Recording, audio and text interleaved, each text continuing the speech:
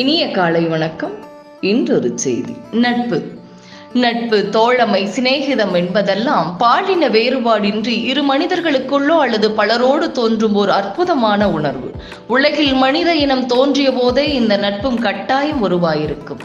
வயது, ஜாதி, மத, இன வேறுபாடுகளின்றி, மொழி வேதமின்றி உருவாகும் இந்த நட்பு இரண்டு வேறுபட்ட எண்ணங்கள் உடையவர்களையும் மாறுபட்ட சிந்தனை உடையவர்களையும் கூட பாகுபாடின்றி யாவரையும் இணைக்கும் ஓர் அற்புத பாலமே ஆகும்.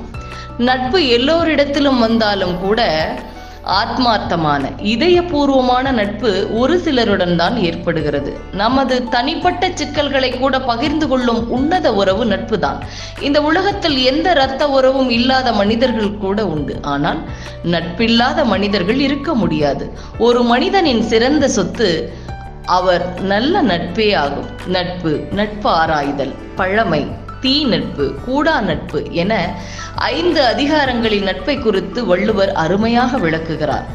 வெறும் வாய் பேச்சுக்காக ஒப்புமைக்காக பழகுபவர்களை விட மனதுக்கு நெருக்கமாக பழகுவதே உண்மையான நட்பு. ஆனால் நட்பென்பது அதே பாலினத்தவருடன் மட்டும்தான் ஏற்பட வேண்டும் என்று இன்றும் கூட சமுதாயம் பல கட்டுப்பாடுகளை விதிக்கின்றது. சங்க காலத்தில் கூட ஆண் பெண் நட்பு அழகாக இருக்கிறது.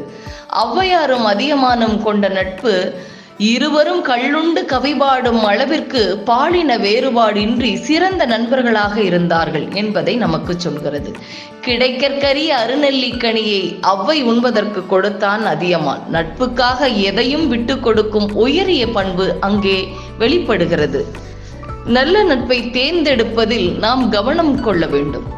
உடுக்க இழந்தவன் கைபோல் அங்கே இடுக்கண் களைவதான் நட்பு. ஒருவரின் இடுப்பிலிருந்து நழுவும் ஆடையை எப்படி விரைந்து கைகள் பற்றி கொண்டு மானம் காக்கின்றனவோ அதுபோல் நண்பர் துன்பத்தில் இருக்கும் போது விரைந்து சென்று அத்துன்பம் களைபவரே உண்மையான நண்பர். இந்த நட்பை நாம் தேர்ந்தெடுப்பதில் கவனம் கொள்ள வேண்டும். உலகம் நேசத்தால், பாசத்தால், நட்பால் நிரம்பியது. எந்த பிரதிபலனும் பார்க்காமல் நேசிக்க தொடங்கிவிட்டால் வாழ்வில் எல்லா காலங்களிலும் வசந்த காலங்களே பூத்து குலுங்கும். இதிலிருந்து நாம் தெரிந்து கொள்வது என்னவென்றால், நட்பிற்காக உயிரையும் கொடுக்கலாம். ஆனால் உயிரை கொடுக்கும் அளவிற்கு உன்னதமான நட்பு கிடைப்பது அரிதே. அப்படி ஒரு நட்பு கிடைத்து விட்டால் வாழ்க்கை சொர்க்கமே என்று சொல்லி இந்த நாள் உங்களுக்கு மிகச்சிறப்பான நாளாக அமைய என் வாழ்த்துக்கள்.